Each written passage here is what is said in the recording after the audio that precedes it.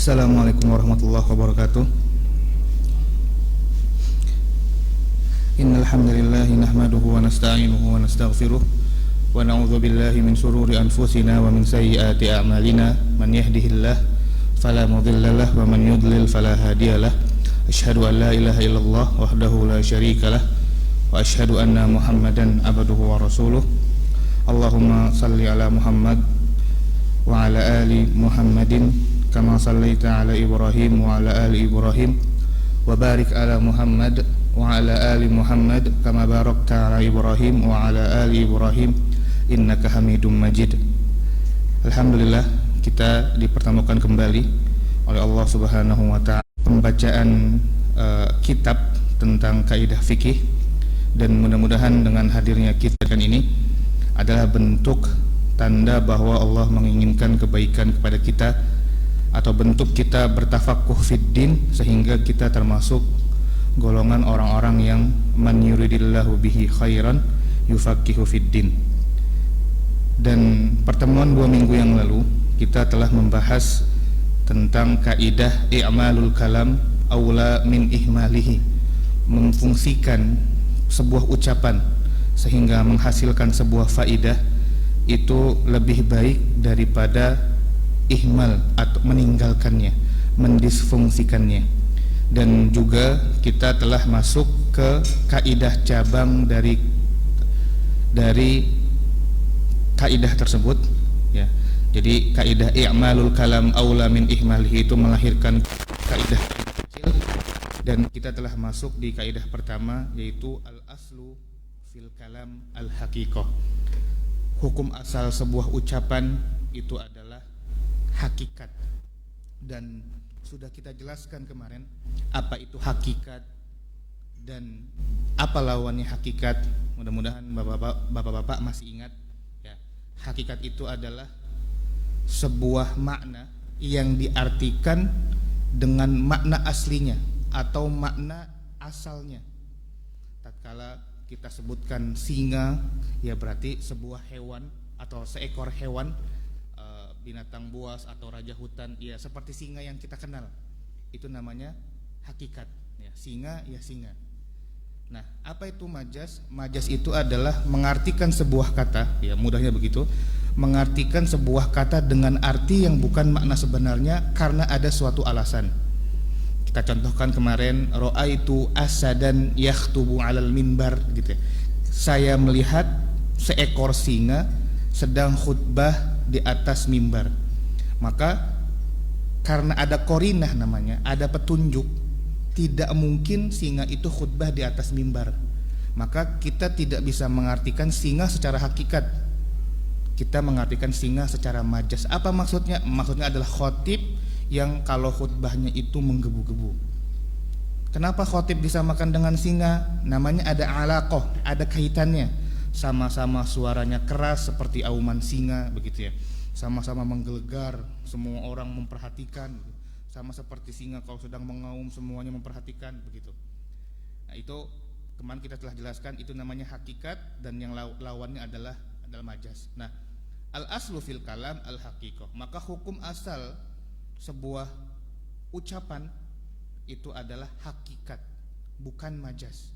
Ya, tatkala kita mendengar sebuah ucapan, maka langsung diartikan ke hakikat dulu, kecuali ada petunjuk-petunjuk yang membuat kita tidak bisa mengartikan kalau itu adalah makna hakikat. Contoh misal, ini berlaku untuk ucapan apapun. Contoh misalkan, Allah punya tangan, Pak? Allah punya tangan? Punya, ya. Berapa tangannya? Berapa? Kanan dan kiri.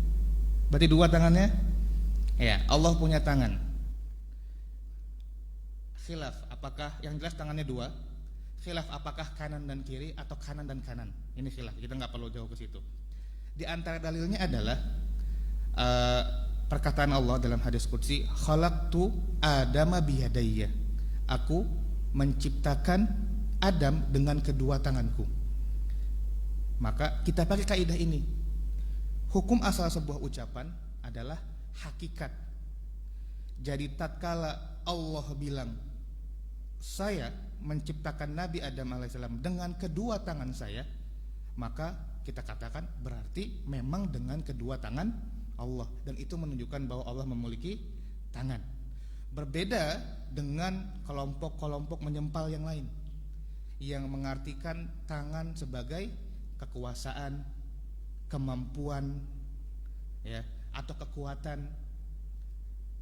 Maknanya benar nggak?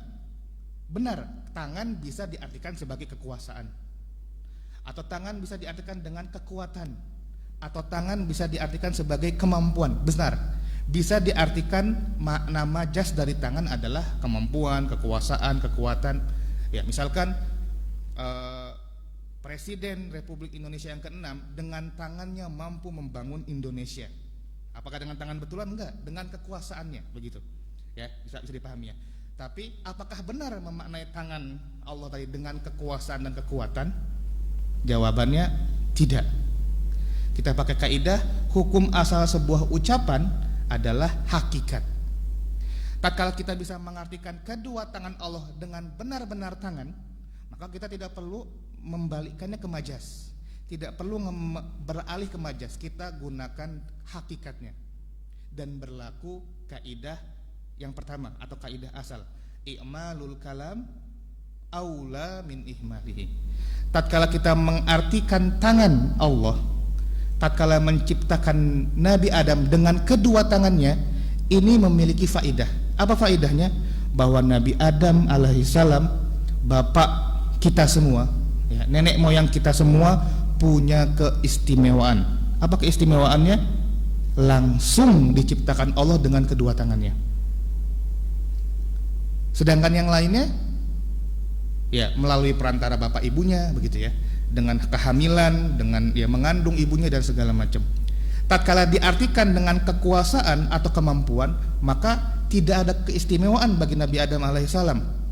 Kita artikan, khalaqtu Adama biyadayya. Harusnya artinya aku menciptakan Adam dengan kedua tanganku.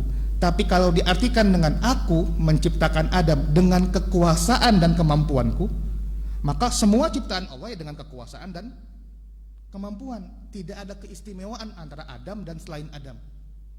Maka berlaku lagi i'malu lebih utama daripada ihmalihi. Kalau mengartikan dalil-dalil dengan majas, ya. Allah taala alam bisawab. Baik, kita masuk. Sudah masuk kemarin, kita contohkan saja. Kalau yang mengikuti bukunya ada di halaman 380. Ya, tapi mudah-mudahan sudah dipahami apa itu hakikat, apa itu majas. Qala al-muallifu hafizahullahu taala al-mas'alatu ats-tsaniyah, permasalahan yang kedua, al-furu' al-mabniyatu 'alal qaidah, cabang-cabang fikih atau contoh-contoh fikih yang dibangun di atas kaidah ini. Kaidah al-aslu fil kalam al-haqiqah. Hukum asal sebuah perkataan itu adalah dimaknai secara hakikat.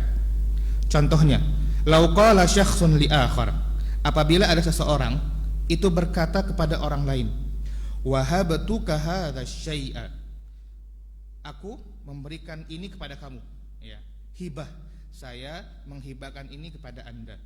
Summa innahu ba'da dzalika talabahu biqimatihi bihujjatin annahu arada bilafzil hibati al-bai'. Ya.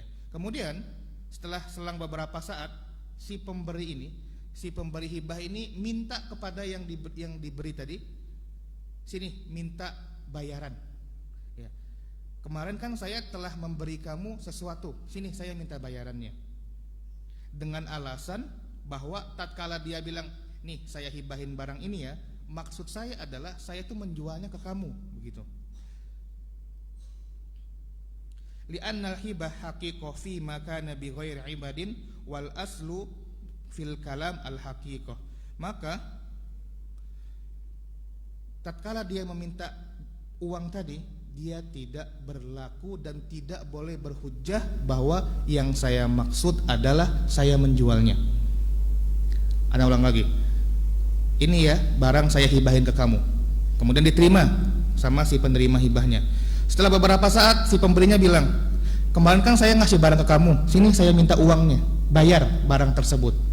Terus si yang dikasih bilang, bukannya kemarin kamu ngasih, kan kamu hibah. Terus dia bilang, yang saya maksud adalah hibah itu yang ngejual. Maka hujjah dia tidak berlaku. Kenapa? Karena hakikat hibah itu tanpa uang. Hibah itu adalah memberi dengan cuma-cuma.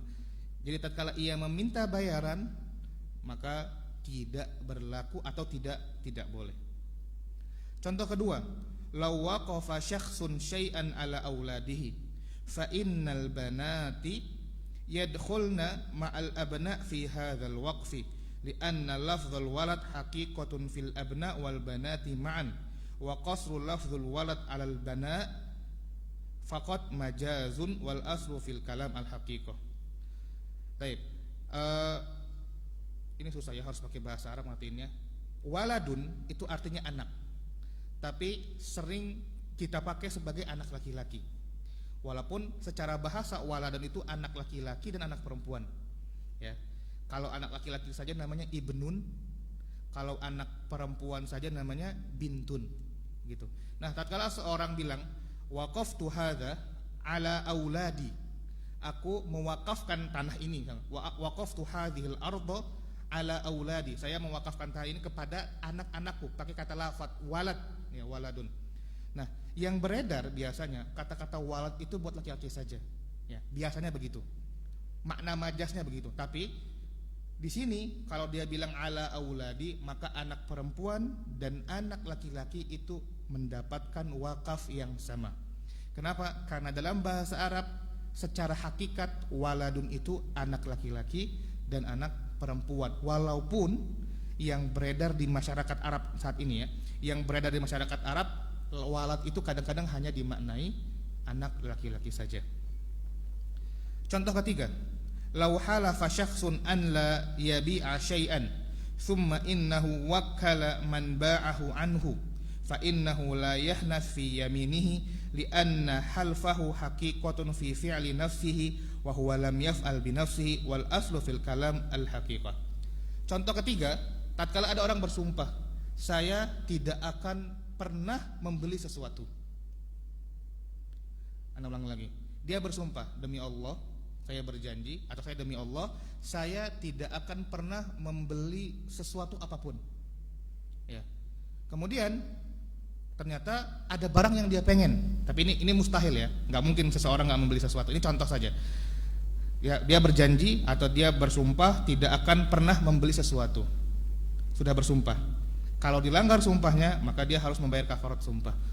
Kemudian dia menyuruh orang karena dia ada suatu barang yang pengen dia beli, dia minta tolong si B, tolong belikan barang ini buat saya.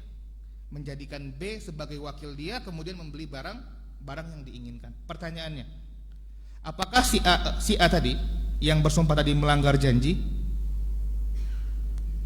Iya atau tidak? Jawabannya tidak. Karena makna hakikat saya tidak akan pernah membeli sesuatu. Jadi kalau diwakilkan ke orang lain, itu bukan saya, itu wakilnya saya, gitu loh. Kalau kita kembali ke majas, ya sama saja. Ya. Kalau kita memaknai majas atau memaknai urf kita, ya saya, ya wakil saya. Yang butuh barang saya, berarti kalau wakil saya beli, ya berarti itu saya, begitu. Cuman kalau secara hakikat mana, ya susah menerjemahkan ke bahasa Indonesia. Jadi tatkala bilang saya, ya bukan dia, bukan kamu, bukan siapa, ya saya, begitu loh. Jadi tatkala saya bersumpah saya tidak akan membeli sesuatu, kemudian dia pengen suatu barang, kemudian dia nyuruh orang lain buat beli, maka secara hakikat yang beli bukan saya, tapi yang beli si wakilnya tersebut. Maka dia tidak melanggar sumpahnya. Dan permasalahan sumpah ini di awal-awal telah kita bahas, dan bisa menjadi celah berbohong jadinya, ya. Maka Anda sering bilang juga bahwa tidak beda antara orang yang berilmu dan dengan orang yang tidak berilmu. Tapi kadang-kadang orang yang berilmu pun akhirnya memainkan ilmu tersebut, gitu. Di awal-awal tatkala kita membahas tentang al-umuru bimaqasidiha, ya, itu banyak tentang sumpah-sumpah. Contoh misalkan, kita bisa memperinci sumpah di dalam pikiran kita dan kita tidak sampaikan. Contoh misalkan, demi Allah, saya akan memberikan seluruh jamaah yang ada di masjid ini uang 1 juta. Kemudian dia telah bersumpah. Di dalam hatinya diniatkan bahwa maksudnya adalah yang umurnya 80 tahun ke atas. Boleh? Jawabannya boleh. Walaupun nggak disampaikan. Ya. Ada istilah bisa sumpah itu bisa mentafsirkan, mengumumkan yang mujmal dan memujmalkan yang umum gitu. Afwan, mengkhususkan yang umum dan mengumumkan yang khusus gitu. Nah, itu bisa. Ya, kalau misalkan Abu Nadif, sesaja antum kan janji mau ngasih uang. Anda bisa bilang, maksud Anda yang umur 80 tahun ke atas. Alhamdulillah mudah-mudahan enggak ada yang 80 tahun di sini ya. Ya. Itu bisa Anda bilang begitu, berhujjah begitu. Tapi antum enggak nyampaikan. Anda bilang, dalam niat Anda sampaikan. Gitu loh. Maka ini bisa menjadi telah berbohong jadinya sebenarnya. Cuman dalam syariat dibolehkan, ya. Tapi kalau dipakai buat yang buruk ya nggak boleh. Soalnya kalau berniat untuk kita misalkan diancamkah atau apa, kemudian kita berniat sesuatu, menyampaikan sesuatu, bermujamalah gitu ya, supaya terbebas dari suatu ancaman misalkan atau suatu ya situasi yang tidak enak, kemudian kita ngasih sumpah, kemudian kita niatkan dengan hal yang bisa menyelamatkan kita dari sumpah tersebut, itu boleh insyaallah. Ya. Baik, itu pembahasan di awal-awal kitab ini dan alhamdulillah kita udah sampai di ujung kitab.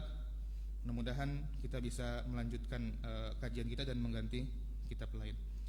Itu contoh-contoh penggunaan bahwa hukum asal sebuah kalimat atau ucapan itu adalah dimaknai secara hakikat, bukan dimaknai secara majaz.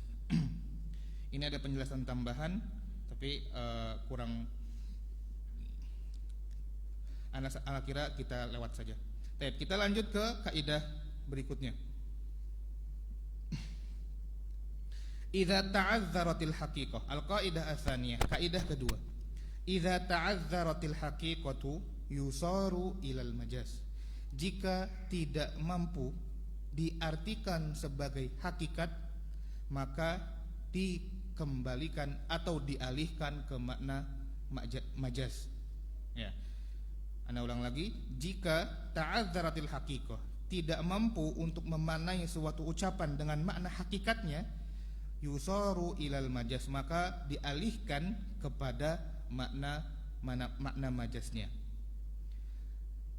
Annal kalam idza dara bainal haqiqati wal majaz wa lam yumkin hamluhu ala haqiqatihi li ayyi sababin minal asbab fa innahu yuhmalu ala majazihi li'annal majaza hina idzin yata'ayyanu tariqan li'i'malil kalam wa jitinabi ihmalihi.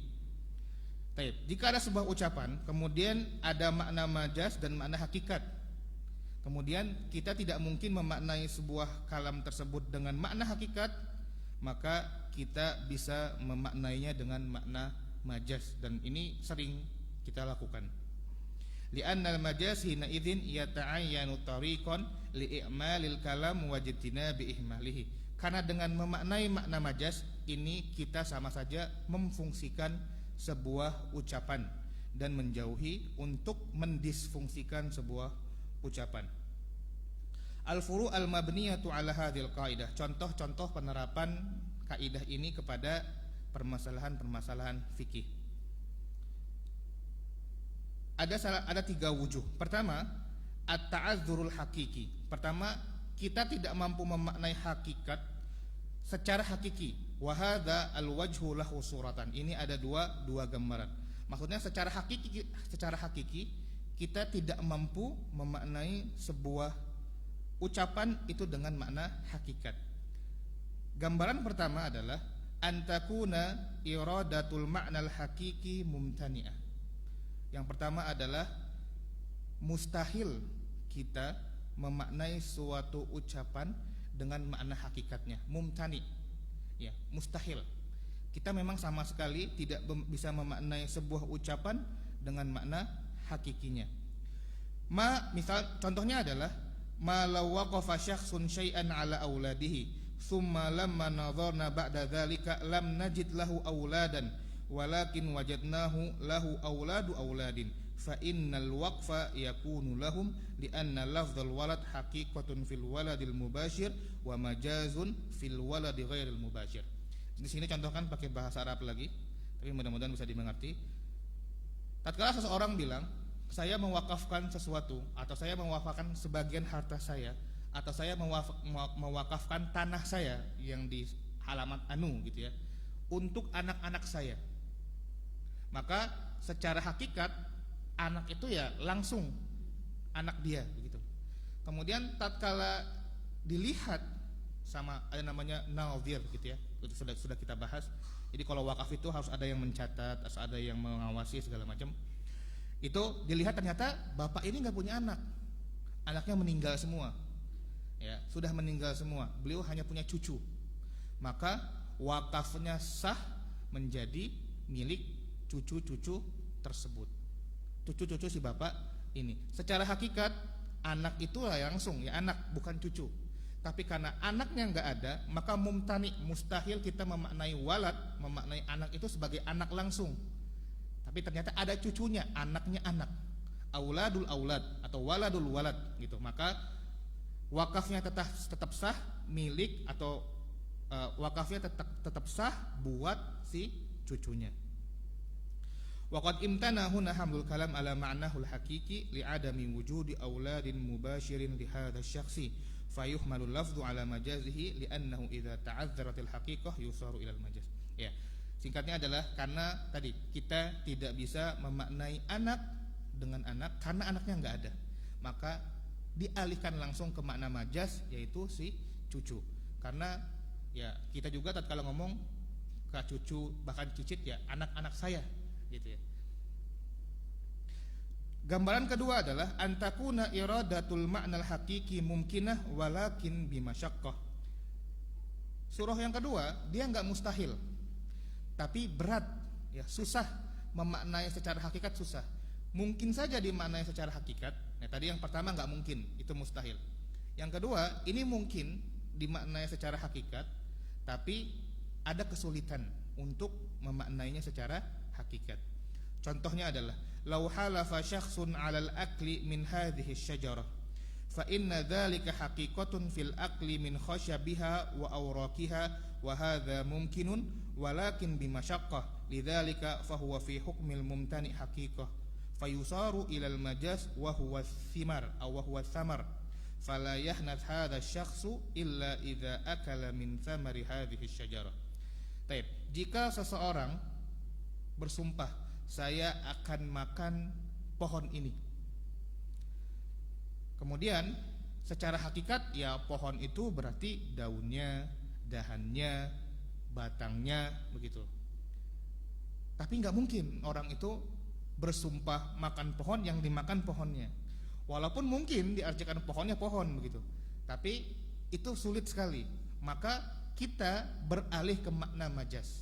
Maksud sumpah orang ini adalah buahnya. Maka tatkala dia bersumpah, saya bersumpah berjanji akan makan pohon ini, kemudian dia makan buahnya, maka dia telah menepati sumpahnya. Ada yang mau ngasih contoh, Pak? Contoh perbuatan majaz yang mustahil diartikan secara hakikat dan mungkin diartikan secara hakikat tapi susah gitu loh. Maka enaknya pakai arti majaz. Ada yang mau kasih contoh, Pak? Apa saja bebas. Yang mau sumpah atau mau sebuah cerita atau mau apa? Biar nggak ngantuk ini. Ya. Ana sedang tidak terpikir kan. Jadi Ana minta tolong ke Bapak-bapak. Ada yang mau coba?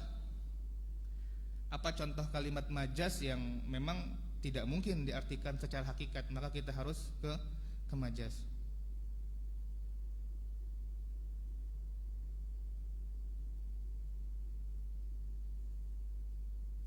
Ya, ini udah Ana contohkan sebenarnya, Ana teringat misalnya gini. Tapi ini sudah menjadi urf kita. Misalkan ada orang mau nanya, Ana orang baru misalkan, Ana bukan orang sini. Tiba-tiba ada orang yang nanya jalan ke ana atau nanya rumah fulan, Pak, rumah fulan mana? Ana akan jawab, oh, ana nggak tahu, coba tanya ke masjid. Apakah ana nyuruh dia nanya ke masjid atau orang yang ada dalam masjid? Itu maksudnya. Ya, nggak mungkin. Ya, enggak, itu mustahil ya. Mustahil maksud ana adalah bangunan masjid ini, begitu loh. Maka yang ana maksud langsung dialihkan ke majas, karena mustahil ana nyuruh orang itu nanya ke masjid yang bangunan benda mati. Maka yang dimaksud adalah orang-orang yang lagi ada di masjid. Itu makna majas. Itu salah satu contoh yang mumtani, begitu. Ada yang mau bantu lagi? Tapi enggak apa, kita lanjut saja. Al-wajhu tsani, ya, sisi yang kedua. Sisi yang pertama, secara hakiki itu tidak mungkin, ya, tidak mungkin diartikan secara majas. Sekarang at-ta'adzur urfi, ya. Ini uzurnya secara urf. Wa dzalika bi an yakuna al-urfu huwa alladhi adda ila hajaranil haqiqah. Fayuhmalul kalam hina idzin 'alal majaz. Wa mithaluhu ma law halafa syakhsun an la yad'a qadamahu fi dari fulan. Fa inna dzalika haqiqatun fi wad'il juz'il ma'ruf minal jasadi faqat wa majazun fid dukhuli alaihi fi baitihi wa qad dalla al-'urfu ala 'adami iradati hadzal ma'na al-haqiqi fayuhmalul kalam ala majazihi wa la yahnathu hadha asy-syakhsu illa idza dakhala al-bait li'annahu idza ta'azzaratil haqiqah yusaru ila al-majaz. Yang kedua adalah sisi 'urf, ya, sisi adat dan kebiasaan. Contohnya begini. Tatkala misalkan ada seorang bersumpah, A bersumpah, demi Allah saya tidak akan menginjakkan kaki saya di rumah Abu Nadif misalkan, ya, atau ana bersumpah. Ini contoh ya Pak. Abu ada contoh ya. Wallahi, ana bersumpah, ana nggak akan menginjakkan, karena mungkin marah, ana lagi marah misalkan, demi Allah saya tidak akan menginjakkan kaki ana di rumahnya Abu Nadif. Nah, secara hakikat kaki itu ya hanya kaki ana. Bisa kita artikan dari mata kaki ke tumit begitu ya. Itu kaki secara hakikat.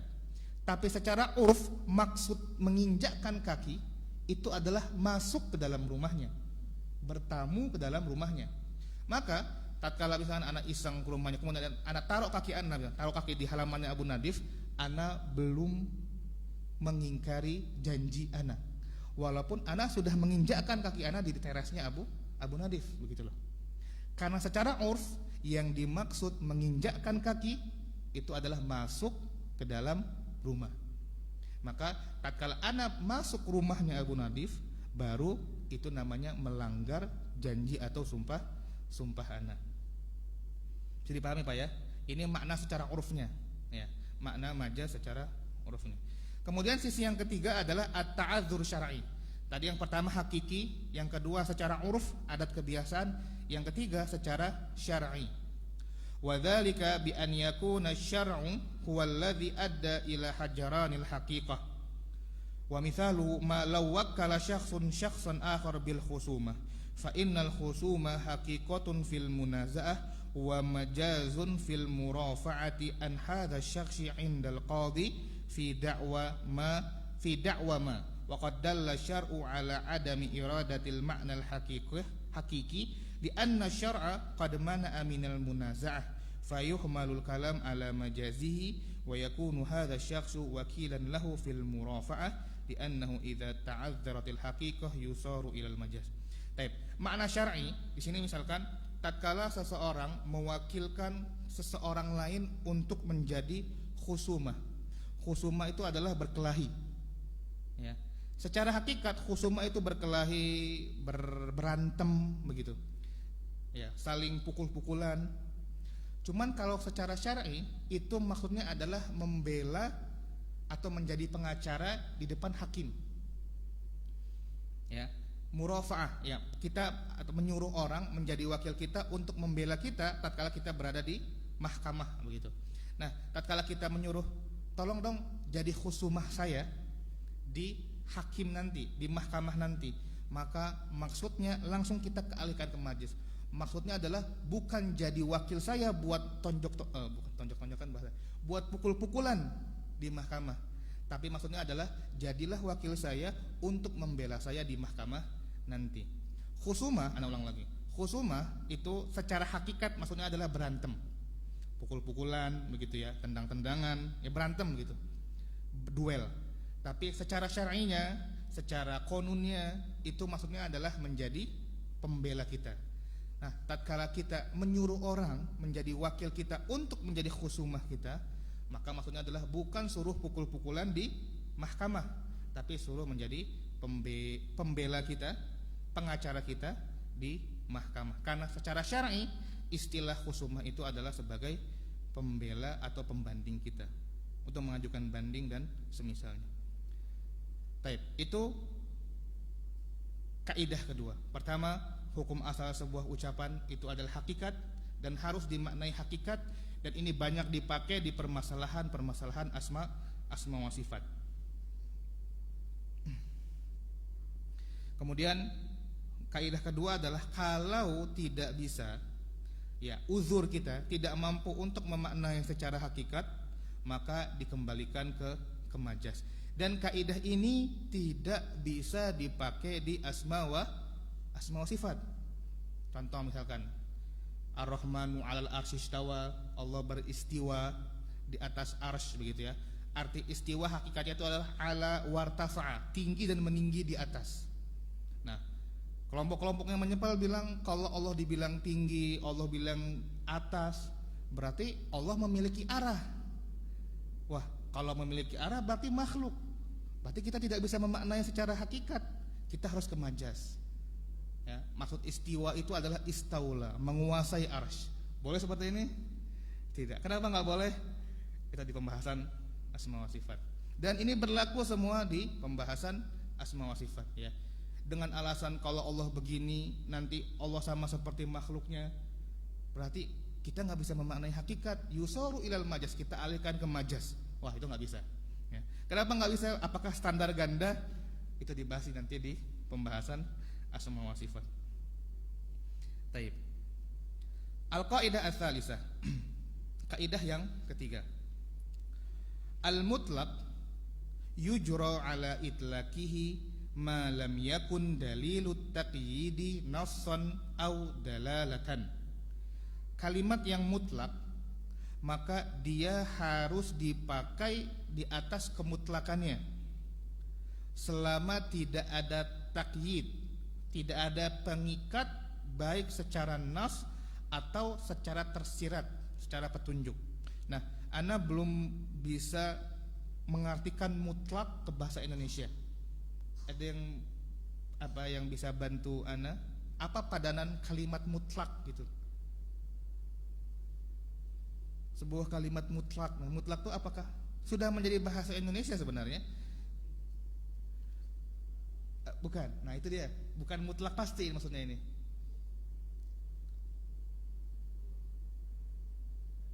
Gimana? Telah. Bukan.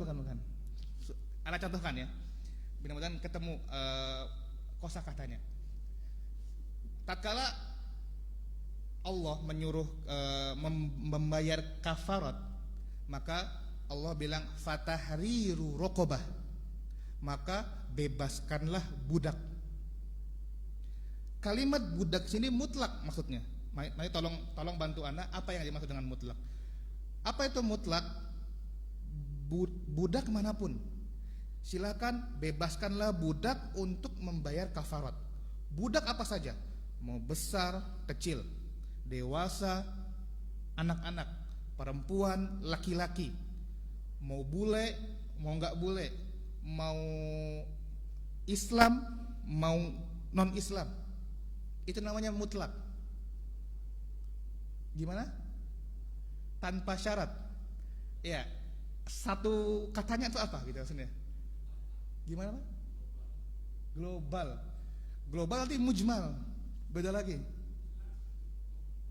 Umum nanti di dalam usul fikih ada umum namanya. Bahasa Arabnya umum. Global, mujmal. Nah, mutlak tuh mutlak begitu. Nah, nanti namanya ada yang muqayyad. Fatahriru raqabatin mu'minatin. Maka bebaskanlah budak, silakan yang besar, yang laki-laki, yang perempuan, yang mau rambutnya hitam, mau yang rambutnya merah, tapi mukminah, harus yang mukmin. Nah, itu ada muqayyadnya, ada pengikatnya. Awalnya mutlak, semua bebas budak apa saja. Nah, ada satu muqayyadnya, yaitu mukminah, harus orang mukmin. Maka kita tidak boleh membebaskan budak orang kafir untuk membayar kafarat begitu. Nah, apa arti mutlak itu? Ala kulli hal, nanti kalau udah ketemu tolong dikasih tahu ke Ana. Kalimat mutlak gimana? Harga mati, bukan harga mati, bukan.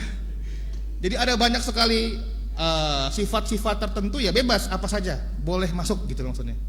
Itu maksudnya mutlak. Nah, kalimat yang mutlak harus digunakan sesuai kemutlakannya sampai ada muqayyad, ada petunjuk bahwa ini itu ditakyid. Maka contohkan tadi, tatkala kita disuruh Allah Subhanahu wa taala membayar kafarat budak, fatahriru raqabah, bebaskanlah budak. Dan dalil, ini andai dalil, fatahriru raqabatin mu'minah, bebaskanlah budak orang muslim, ini enggak ada. Andaikan enggak ada, maka tatkala ada lafzul mutlak, lafaz mutlak, bebaskanlah budak apapun, maka kita ya bebas aja. Mau budak kafir, budak beriman, budak laki-laki, budak perempuan, bebas. Selama kita membebaskan budak, yaitu sudah membayar kafarat. Itu namanya lafzul mutlak, harus dipakai dengan kemutlakannya gitu. Nah, bahasa Indonesia mutlak tuh, Pak, tidak bisa digugat. Iya, seluruhnya apa saja boleh, yang penting budak gitu. Kalau misalnya jelas, justru nggak jelas karena banyak pilihannya. Contoh, terperangkap di sini atau misalkan semua orang bawa uang misalkan. Silakan kalau mau keluar dari masjid ini, DKM-nya bilang, yang mau keluar dari masjid ini silahkan masukkan uang ke dalam kotak infak. Maka uang apapun, mau yang receh, mau yang merah, mau yang kertas, mau yang biru, hijau, mau yang gambar apa semua, selama dia memasukkan uang, dia boleh keluar. Nah, kalimat uang itu mutlak. Apa namanya dalam bahasa kita? Sampai ada peringatan berikutnya. Yang mau keluar silakan masukkan uang yang berwarna merah kertas ke dalam kotak infak. Nah, itu dimuqayyadkan namanya. Nah, apa bahasa Indonesia mutlak? Anda juga belum nemu itu. Tapi mudah abstrak ya, tapi mudah-mudahan bisa dipahami ya. Nah, kaidahnya adalah kalimat mutlak tadi harus dibiarkan dengan kemutlakannya. Selama tidak ada muqayyadnya, pengikatnya, pensyaratnya, pensifatnya begitu. Anda nggak tahu bahasa Indonesia apa, tapi yang jelas mudah-mudahan tergambar apa itu lafaz mutlak. Taib. Al-ma'na al-ifradi.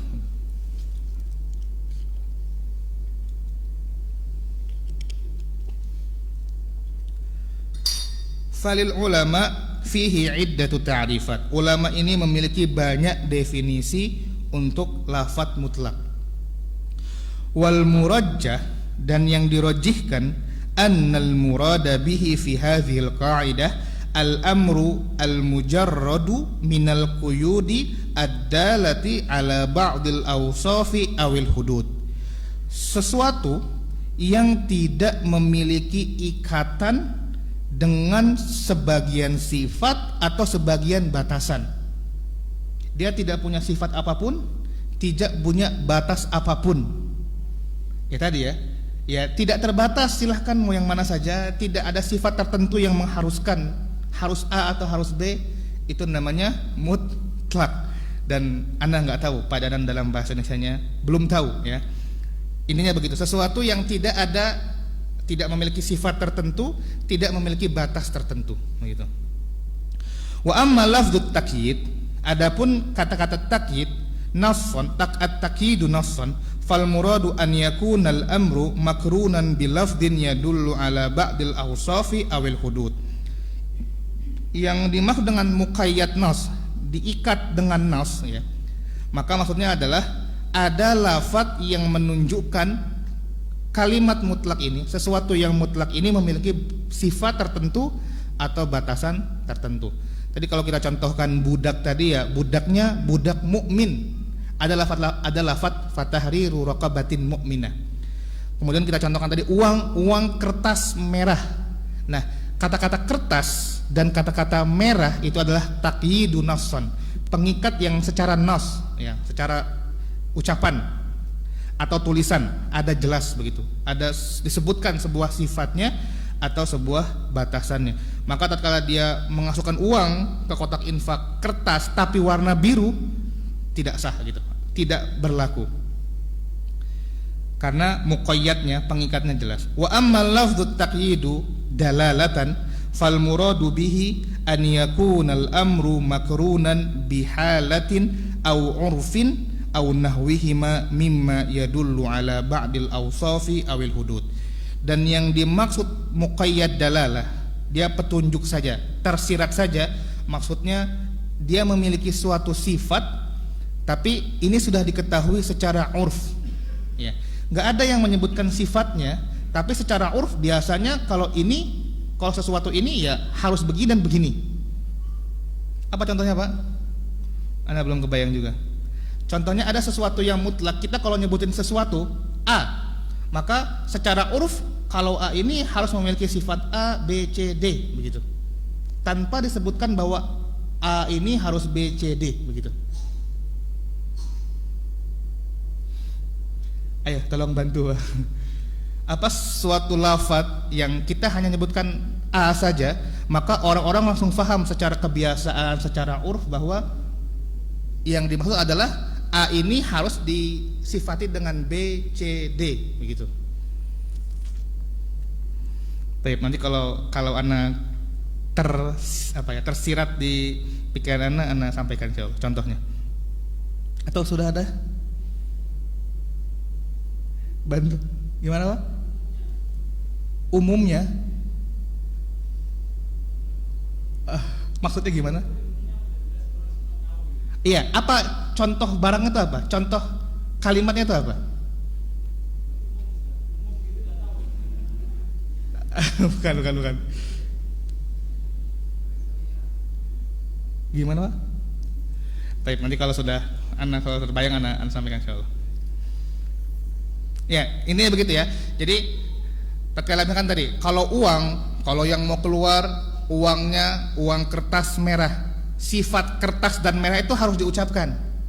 Karena ya kita nggak tahu uang yang mana nih yang harus dimasukkan supaya saya bisa keluar masjid begitu. Karena belum ada sebelumnya kalau masuk masjid, keluar masjid harus bayar uang, tuh nggak ada sebelumnya peraturan itu. Sekarang kok tiba-tiba ada. Maka harus disebutkan muqayyadnya. Kalau mau keluar masjid harus infak dengan uang kertas warna merah. Nah itu disebutkan tuh muqayyadnya, kertas merah. Nah ada sesuatu yang dia muqayyadnya ada tapi nggak perlu disebutkan karena secara uruf, secara kebiasaan sudah tahu bahwa jika disebutkan sesuatu itu mesti harus ada sifat A, B, C, D.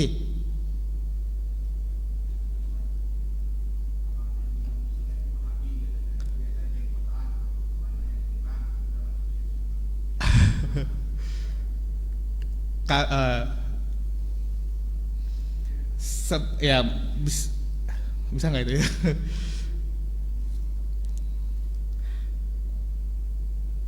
Allah mana nggak bisa menghukumi itu. Cuma bukan itu maksudnya. Contoh begini, sudah masuk ya. Contoh, wallahualam ada yang orang Pariaman di sini. Setahu ana, urf di sana itu wallahualam ya. Setahu ana, urf di sana itu laki-laki itu dibeli. Ya atau tidak ya? Wallahualam. Setahu ana, biasanya yang ngasih mahar itu laki-laki ke perempuan. Dan kalau di Pariaman mungkin ada juga laki-laki. Kalau adatnya wallahualam, kalau salah tolong dikoreksi. Itu laki-laki itu dibeli sama perempuan. Nah, tatkala misalkan kalau kita mau menikah atau misalkan ayo kita pergi lamaran, menemani lamarannya si fulan. Harusnya secara umum kalau lamaran fulan itu adalah kita nemenin si A buat datang ke rumah perempuan, kemudian ngasih apa begitu ya, ngasih uang atau apa sebagai mahar atau apa segala macam. Tapi karena di Pariaman ini urufnya itu adalah perempuan yang datang ke laki-laki dan membeli laki-laki, maka tatkala kita bilang ayo kita nemenin si fulan buat lamaran, maka kita ke rumahnya fulan. Kan bisa dipahami nggak Pak ya? Atau kalau sudah masuk isya lah. Nanti insya Allah anak cari contoh yang mudah. Kita bahas lagi minggu depan insya Allah ini. Afwan jika ada yang kurang paham dan ada salah-salah ucapan, mudah-mudahan anak temuin contohnya tentang muqayyad dalalah ini. Subhanakallahumma wa bihamdika asyhadu an la ilaha illa anta astaghfiruka wa atubu ilaik. Wa akhiru da'wana alhamdulillahirabbil alamin. Wassalamualaikum warahmatullahi wabarakatuh.